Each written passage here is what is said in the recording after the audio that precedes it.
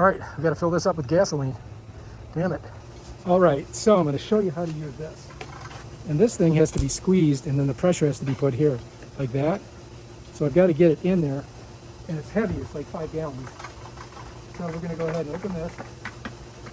I've already unscrewed it. I think you guys ought to do that, right? So when you push it in, it's going to pop against this, and this has to slide into this little slot right here, and then the gas will come out, you know? But if it doesn't, here, see that? Now the gas will come out once that happens, and it stops right there. So that's how it works. All right, so anyway, okay, I'm going to show you how to use this thing. You have to squeeze it, and you got to put it under pressure. So what I'm going to do is I'm going to bring it in here like this. I'm going to get it inside, and then there's going to be pressure against this. And when I squeeze this, it slides in, and then the gas comes out. I think that's about as much as I'm going to need. Yeah, that's all. That'll work. And I should be able to finish the job with that amount.